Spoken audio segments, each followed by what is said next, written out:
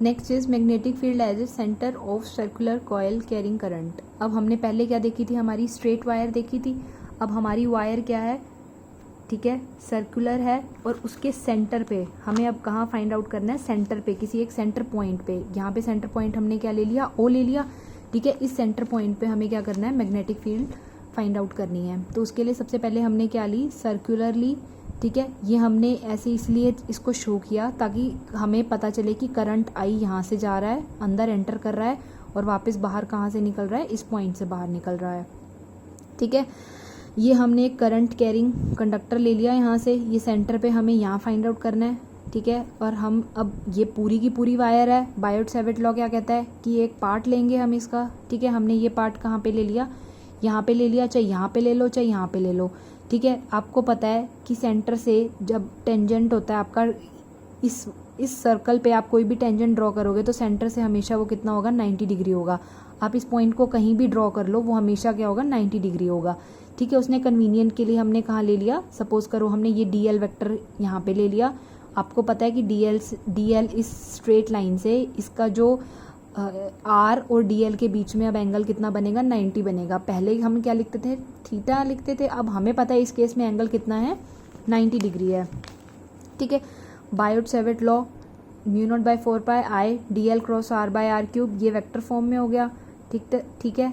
और simple form में क्या हो जाएगा, μ0/4πI DL sine theta by R square, ठीक है। अब R क्या है, आपका पोजीशन वेक्टर है, किस से, O पॉइंट से, ये सब हम पढ़ चुके हैं। अब DL और R के बीच में हमें इस केस में एंगल पता है कितना है, 90 डिग्री है। पहले हमें नहीं पता होता तो हम थीटा एंगल लिखते थे, ठीक है। अब थीटा एंगल की जगह हम इसको 90 पुट कर सकते हैं।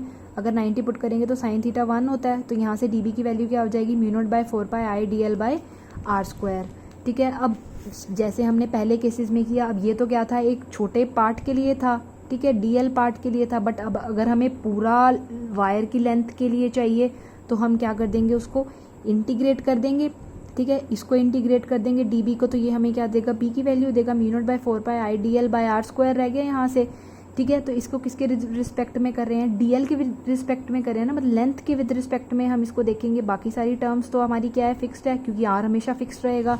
आप चाहे यहाँ वैल्यू निकालो, चाहे यहाँ निकालो, चाहे यहाँ निकालो, आपको पता है सर्कल के अंदर रेडियस हमेशा क्या रहता है, फिक्स रहता है। तो जो वेरिएबल है वो क्या है, आपकी DL है, ठीक है। इस केस में DL यानी length, total length of circular coil, ये मैथमेटिक्स है। अब यहाँ पे आपको पता है कि ये जो लेंथ होती है किसी भी सर्कुलर कॉयल की, कोई भी सर्कल होता है तो वो किसके इक्वल होती है, सर्कमफ्रेंस के इक्वल होती है। और सर्कमफ्रेंस का फॉर्मूला क्या होता है, 2πr, ठीक है। इस R के 2πr हो जाएगा यहाँ से, ये DL हमारी, इसकी जगह क्या लिख देंगे, 2πr लिख देंगे। एक R से R कैंसिल हो गया, तो ये क्या रह गया, μ0/4π 2πI by R।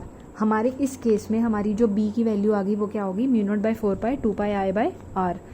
If the circular coil, अच्छा अब हमारी ऐसी ये एक कॉयल है, ठीक है। सपोज करो एक ये टर्न था, अब ऐसे ऐसे हमारे काफ़ी सारे टर्न हो सकते हैं, ये, ठीक है। इसको सोलेनॉइड बोलते हैं, ये हम आगे स्टडी करेंगे। अब ये एक टर्न था, अब ऐसे ऐसे हमारे कई टर्न हो सकते हैं, ठीक है। ये जो O सेंटर है ये बेसिकली ऐसे जा रही है, ठीक है, ये है। ऐसे ऐसे काफ़ी लूप्स हो सकते हैं, काफ़ी सारे टर्न्स हो सकते हैं आपके, ठीक है। तो उसकी जगह आप जब अब आप बहुत सारे आपके टर्न्स हैं तो आप किससे मल्टीप्लाई कर देंगे, n नंबर ऑफ टर्न से कर देंगे, ठीक है। अब एक टर्न था, सपोज करो ऐसे ऐसे 4 सर्कल्स हैं, दैट मीन्स आपको 4 से मल्टीप्लाई करना है, ठीक है। तो n क्या है, नंबर ऑफ टर्न्स, कितने नंबर ऑफ टर्न से आप मल्टीप्लाई करते हो। तो अब फॉर्मूला क्या बन जाएगा, μ0/4πI बाय R, ठीक है। एंगल सब्सटेंडेड बाय द कोयल, कोयल कितना एंगल सब्सटेंड कर रहा है, दैट इज 2πn, ठीक है। अब डायरेक्शन ऑफ B, अभी हमने लास्ट वीडियो में क्या देखा था कि अगर स्ट्रेट करंट कैरिंग होती है तो उसकी डायरेक्शन को कैसे देखेंगे, राइट हैंड से देखेंगे।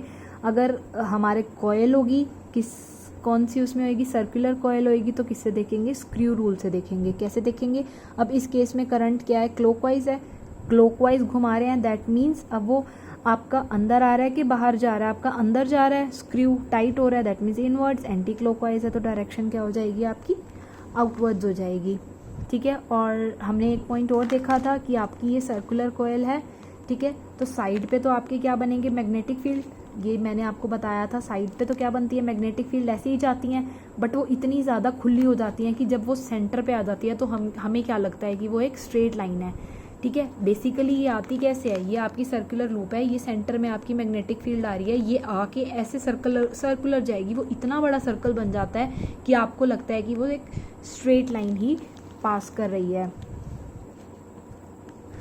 राइट हैंड थंब रूल देख लिया हमने, स्क्रू रूल देख लिया, ठीक है। अब ऐसे ही हम क्या इसका कुछ केसेस हैं, जैसे हमने बाकी केसेस देखे थे, इसके भी हम कुछ केसेस देखते हैं, ठीक है। Magnetic field induction at centre O of the circular coil of arc length L, ठीक है। अब हमने क्या देखी, एक आर्क है सिंपली, पहले तो हमने पूरे के लिए देखा, अब ये कहता है कुछ पार्ट एल है जो कि अब एंगल क्या बना रहा है, अल्फा बना रहा है, ठीक है। पहले तो क्या था 2 पाई आर, पूरा एंगल था ना, 2 पाई एंगल था, अब कुछ एंगल है आपका अल्फा है, उस केस में क्या हो जाएगा, μ0/4 पाई IL/r² हो जाएगा यहाँ से, ठीक है। हमने इसको किसकी फॉर्म में लिख लिया, अल्फा की फॉर्म में लिख लिया।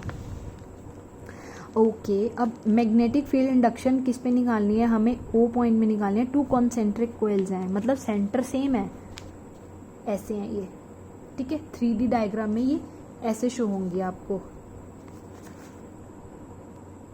दैट मीन्स अब ये क्या है, आपस में एक दूसरे पे 90 डिग्री पे हैं, ठीक है। एक ऐसे है और एक ऐसे है, इनका एंगल क्या हो गया, 90 डिग्री हो गया यहाँ से, ठीक है। इस केस में आपकी वैल्यू कितनी हो जाएगी, I1 और I2 क्या हो जाएगा, इसमें से एक I1 करंट जा रहा है, इसमें से एक I2 करंट जा रहा है, तो अब इसकी वैल्यू क्या है, सेम है, ठीक है। सपोज करो हमने इन दोनों को सेम ले लिया और रेडियस भी दोनों का सेम है, ये हम चीज़ सपोज करके चल रहे हैं। इस केस में आपका B क्या हो जाएगा, अंडर द √2 ऑफ B1, जो B1 की वैल्यू है उसका अंडर द √2 टाइम्स हो जाएगा यहाँ से, ठीक है। ओके, अब हमें क्या निकालना है, मैग्नेटिक फील्ड इंडक्शन निकालनी है किसी कॉमन सेंटर O, कॉन्सेंट्रिक मतलब जिसका कॉमन सेंटर है, सेंटर सब में कॉमन देखे हैं हमने, लास्ट में भी कॉमन था बट उसमें क्या था 90 डिग्री पे था, इसमें ऐसे है। अब इसमें क्या देख रहे हो आप, R1 की वैल्यू अलग है, कुछ R2 की अलग है, इसमें से भी I करंट फ्लो कर रहा है, इसमें से भी I करंट फ्लो कर रहा है, बट इन दोनों डायग्राम्स में डिफरेंट क्या है, इन दोनों सर्कल्स में I की वैल्यू सेम है, बट इसमें I की वैल्यू एक साइड क्या जा रही है एंटी क्लॉकवाइज, दूसरी साइड क्या जा रही है क्लॉकवाइज जा रही है, ठीक है। तो फर्स्ट केस में इसकी वैल्यू क्या हो जाएगी, μ0 Ni/2R1, और सेकंड ठीक है, इस सर्कल के लिए तो कितनी हो गई, ये वैल्यू हो गई, और R2 के लिए कितनी हो गई, ये वैल्यू हो गई फर्स्ट फिगर के लिए। और जब ये दोनों ऑपोजिट डायरेक्शन में है तो दैट मीन्स एक हम इन दोनों के बीच में क्या लगा देंगे, नेगेटिव साइन लगा देंगे। Its direction is normal to the plane of the coil upwards, और इसकी जो डायरेक्शन होएगी वो क्या होएगी, नॉर्मल होएगी, ठीक है। जिस प्लेन में हमारे सर्कल्स हैं उसके नॉर्मल होएगी, और कहाँ होएगी, अपवर्ड्स होएगी, ठीक है। क्यों, क्योंकि इन दोनों के बीच में जिसका वैल्यू क्या आ जाएगी, बड़ी आ जाएगी, उसकी जो वैल्यू है वो आप डायरेक्शन में देखोगे, ठीक है। अपवर्ड्स का मतलब क्या है, वो ऊपर की तरफ आ रहा है, दैट मीन्स ये जो आपका एंटी क्लॉकवाइज है वो क्या हो गया, बड़ा हो गया।